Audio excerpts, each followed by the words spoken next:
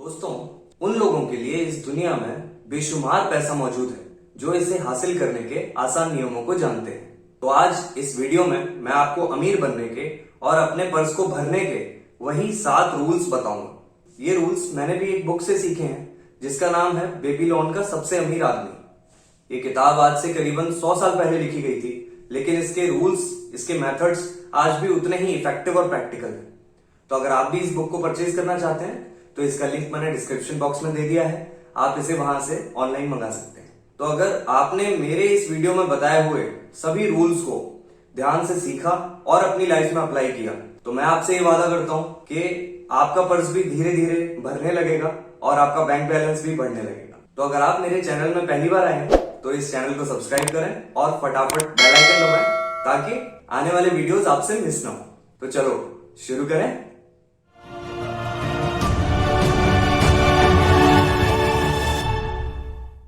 राधे राधे साहब, मेरा नाम है आरव दीक्षित और आप सभी का स्वागत है मेरे YouTube चैनल में जिसका नाम है आरव द मनी मल्टीप्लायर। दोस्तों, आपके माइंड में कभी ना कभी ये डाउट जरूर आया होगा कि क्यों अमीर लोग ही और अमीर बनते जाते हैं और बाकी लोग कभी भी अमीर नहीं बन पाते। तो इसके पीछे का सिंपल सा रीजन ये है कि वो लोग कुछ ऐसा जानते हैं जो बाकी लोग नहीं जानते। तो चलिए इस वीडियो में मैं आपको अमीरों के वो 7 राज बताऊंगा। लेकिन शुरू करने से पहले मैं आपको बता दूं कि इस वीडियो को आप स्टेप बाय स्टेप फॉलो कीजिएगा। जैसे कि पहली सीढ़ी पर कदम रखे बगैर आप छत पर नहीं पहुंच सकते, उसी तरीके से पहले रूल को फॉलो किए बगैर, उसे अपनी लाइफ में अप्लाई किए बगैर आप आगे नहीं बढ़ सकते। तो अमीर बनने के इस तरीके को समझने के लिए आप इस वीडियो को एंड तक देखिए बिना स्किप किए। पहला रूल, अपने पर्स को मोटा करना शुरू करें। विजिटिंग कार्ड मत ठूस लेना, उसमें बहुत तेज हो रहा है। पैसे से मोटा करना है। आप अपना जीवन चलाने के लिए जो भी काम करते होंगे, आपकी जो भी मंथली कमाई होती है उसमें से आपको 10% पैसा निकाल कर पहले ही अलग रख देना है और बाकी बचे हुए 90% पैसे में से आपको अपनी जरूरतें और इच्छाएं पूरी करनी है। ऐसा आपको हर महीने करना है और ऐसा करने से धीरे धीरे आपका पर्स भी मोटा होना शुरू हो जाएगा। इसे ऐसे समझे कि आप हर सुबह एक टोकरी में 10 बॉल डालिए और शाम को उसमें से 9 बॉल निकाल लीजिए, तो 1 बॉल उसमें रह जाएगी। और ऐसा आप लगातार कीजिए तो आप देखेंगे कि कुछ ही दिनों में वो टोकरी जो है बॉल से भर जाएगी। तो इसी तरीके से आपका पर्स भी पैसे से भर जाएगा। और मैं आपको एक अजीब बात बताता हूं कि ऐसा शुरू करने से पहले आपका खर्च जैसे चलता था, 10% पैसा निकालने के बावजूद आपका खर्च बिल्कुल वैसे ही चला करेगा। रूल नंबर 2, अपने खर्चे को कंट्रोल करें। अब आप ये सोच रहे होंगे कि यार हमारा तो पूरी कमाई में से खर्चा ही नहीं चल पाता, तो हम 10% पैसा कैसे सेव करें? तो इसे ऐसे समझो कि आप सभी लोगों की कमाई कहीं ना कहीं किसी की बहुत ज्यादा होगी और किसी की बहुत कम, लेकिन सेविंग्स करने के लिए किसी के पास भी 10% पैसा नहीं बचता। क्यों? इसके पीछे का रीजन ये है कि हमारी कमाई के हिसाब से हमारी जरूरतें और इच्छाएं उसी हिसाब से बढ़ती रहती हैं जब तक हम इन्हें कंट्रोल करने की कोशिश ना करें। एग्जाम्पल ले लेते हैं, जैसे कि एक सब लोगों की बेसिक जरूरत होती है एक फोन, लेकिन अब इसमें इच्छा भी घुस जाती है। अब आप कहेंगे कि नहीं जी, फोन लेना है तो एप्पल का ही लेना है वरना नहीं लेना। तो भाई एक नॉर्मल सा बेसिक फीचर्स वाला फोन तो 10 से 20 हजार रुपए का आ जाता है मीडियम रेंज में, लेकिन नहीं, लेना तो एप्पल ही है। क्यों? क्योंकि भैया प्रियंका जो है आईफोन देख के ही तो पटेगी। एहे, रहा नहीं जाता, तड़प ही ऐसी है ना। फोन एप्पल का लेना है, लेकिन 10% पैसा बचाने के लिए आपके पास पैसे नहीं बचते क्योंकि आपकी जो है जरूरतें पूरी नहीं होती। क्या लॉजिक है? मैं ये बिल्कुल नहीं कह रहा कि आप आईफोन ना लें, आप बिल्कुल लें अगर आपके 90% पैसे में से आपका आईफोन और बाकी सारे खर्चे चलते हैं तो, लेकिन उस 10% पैसे से आपको बिल्कुल हाथ नहीं लगाना। तो भैया जरूरी खर्च और इच्छाओं में फर्क करना सीखिए। इच्छाओं का कोई अंत नहीं होता। एक किसान अपने खेत में जहां खाली जगह छोड़ता है वहां पर घास फूस उगाती है। बिल्कुल उसी तरीके से जहां पर इच्छाओं के संतुष्ट होने की संभावनाएं होती हैं वहां पर इच्छाएं जन्म ले लेती हैं। अपने खर्च की आदतों के बारे में अच्छी तरीके से सोचें। ऐसा करने पर आपको जरूर कुछ ना कुछ ऐसा मिल जाएगा जहां पर आप कुछ खर्चों को या तो कम कर सकते हैं या फिर बिल्कुल खत्म कर सकते हैं।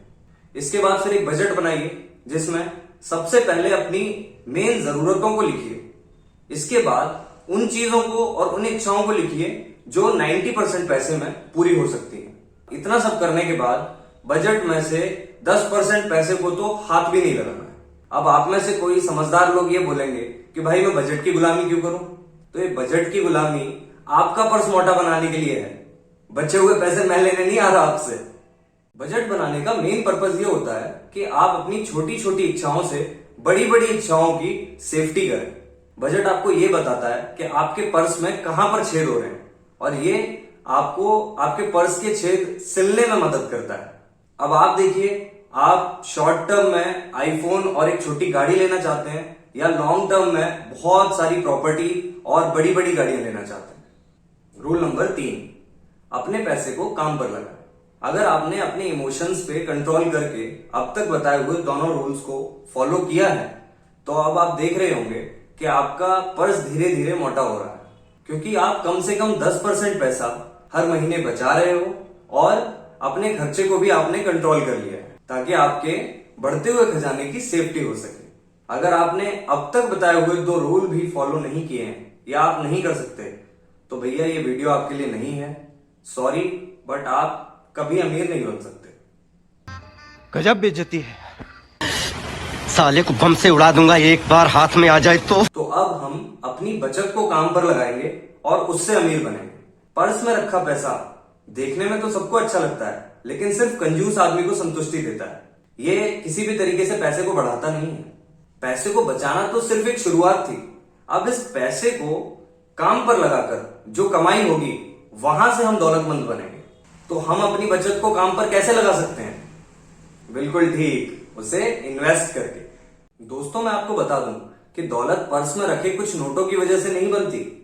दौलत तो उन नोटों को इन्वेस्ट करने से बनती है जिनकी वजह से हमारे पर्स में लगातार पैसे आते रहते हैं और हमारा पर्स और ज्यादा मोटा होता जाता है। सब यही तो चाहते हैं कि आप चाहे अपनी गर्लफ्रेंड या बीवी को लेके पहाड़ों में चले जाएं या फिर आप एक लंबी छुट्टी लेके माँ बाप के साथ घर पे वक्त बिताएं, लेकिन आपका पर्स मोटा होता रहे, धीरे धीरे धीरे धीरे उसमें पैसा बढ़ता रहे। इस तरह से आपके पर्स में रखा हुआ हर नोट एक मैनेजर की तरह काम करेगा और उनके बच्चे भी उसी तरीके से काम करेंगे और फिर उनके बच्चे। और अगर इस तरीके से आपके मैनेजर्स यानी कि नोटों की नंबर्स बहुत ज्यादा होंगे तो ये पैसा बहुत तेजी से बढ़ता है, क्योंकि इसमें चक्रवृद्धि ब्याज भी लगती है।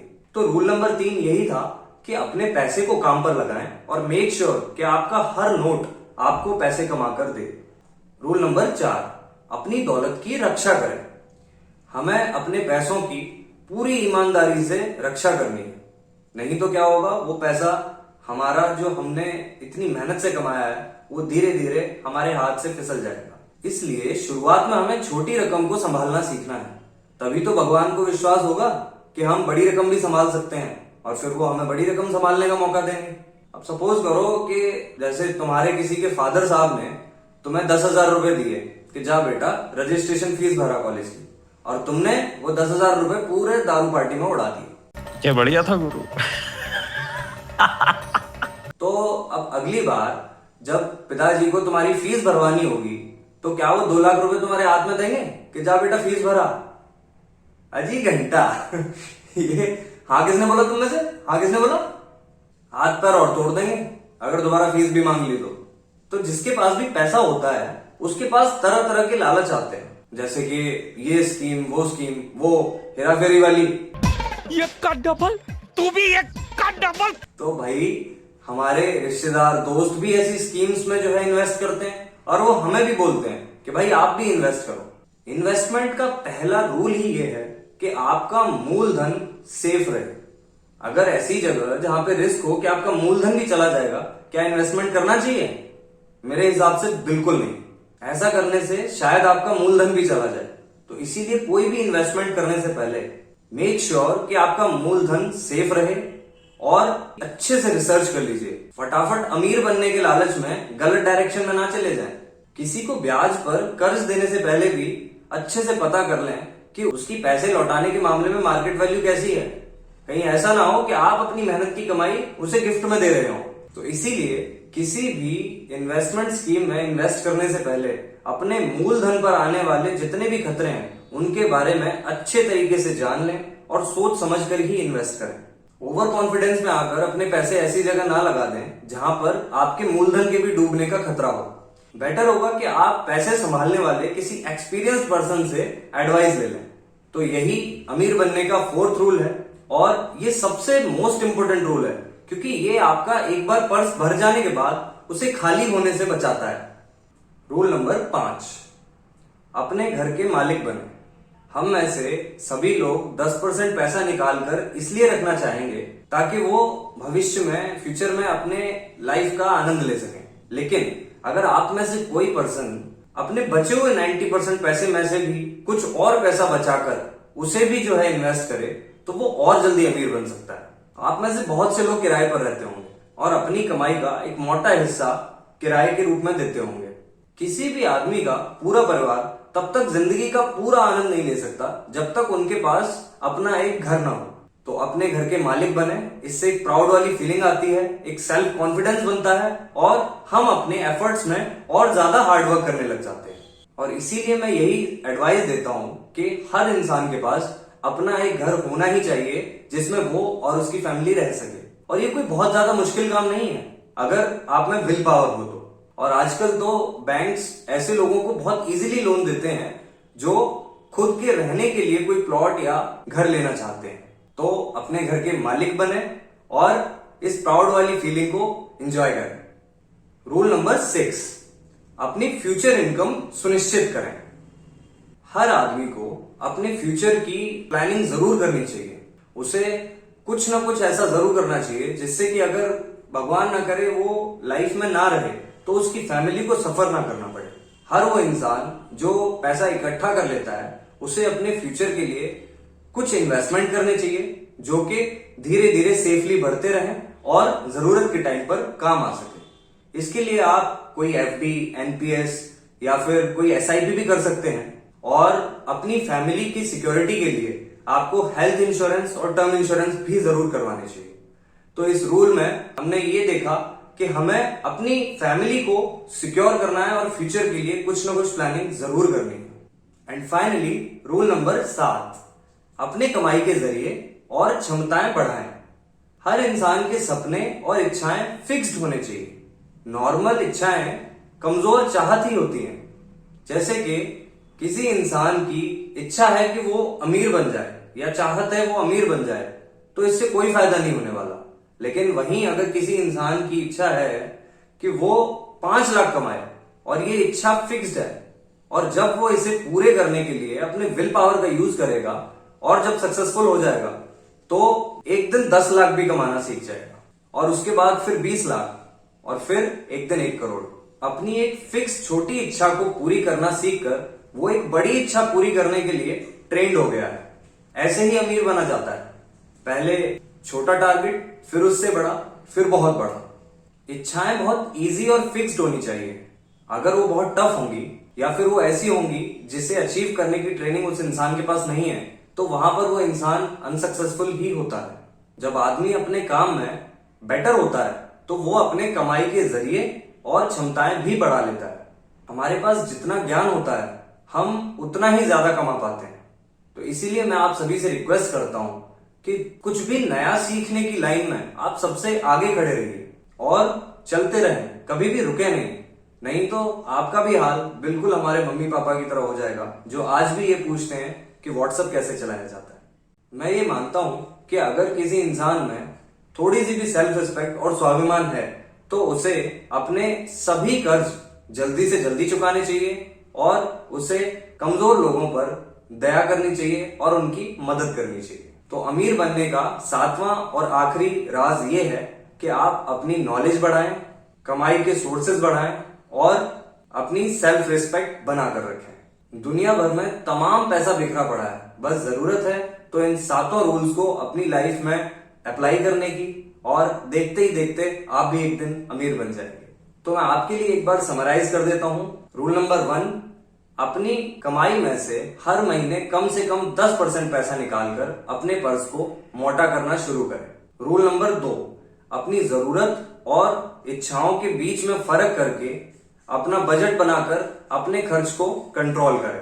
रूल नंबर 3, अपने पैसे को देखकर कंजूसों की तरह खुश न हो, इसे काम पर लगाएं और सुनिश्चित करें कि आपका हर नोट आपको पैसे कमा कर दे। रूल नंबर 4, अपने मूलधन की हमेशा रक्षा करें और हमेशा ध्यान रखें कि आप किसी गलत जगह पर इन्वेस्ट ना कर दें। रूल नंबर 5, अपनी बची हुई 90% कमाई में से कुछ और बचत करके अपने घर के मालिक बने और अपनी सेल्फ रिस्पेक्ट बढ़ाएं। रूल नंबर 6, फ्यूचर इनकम सुनिश्चित करें और अपने घर वालों का फ्यूचर सिक्योर करें। और एट लास्ट रूल नंबर 7, अपनी नॉलेज बढ़ाएं और अपने कमाई के कई सारे सोर्सेज बढ़ाएं। तो फ्रेंड्स, अगर आपको ये वीडियो पसंद आई है तो प्लीज इसे लाइक करें और इसे ज्यादा से ज्यादा अपने दोस्तों के साथ शेयर करें ताकि इसका फायदा और लोग भी ले पाए। अगर आप मेरे को कोई सुझाव देना चाहते हैं या फिर आप मुझे ये बताना चाहते हैं कि नेक्स्ट वीडियो में किस टॉपिक पर लेकर आऊं, तो प्लीज मुझे कमेंट करके बताएं। मैं आपसे वादा करता हूं कि मैं आपकी रिक्वेस्ट पर ही वीडियो बनाकर लाऊंगा। और मुझे इंस्टाग्राम, फेसबुक और ट्विटर पर फॉलो करें। तो ठीक है, मिलते हैं अगले वीडियो में। राधे हरि कृष्ण गोविंद हरे, राधे मुरारी गोविंदा।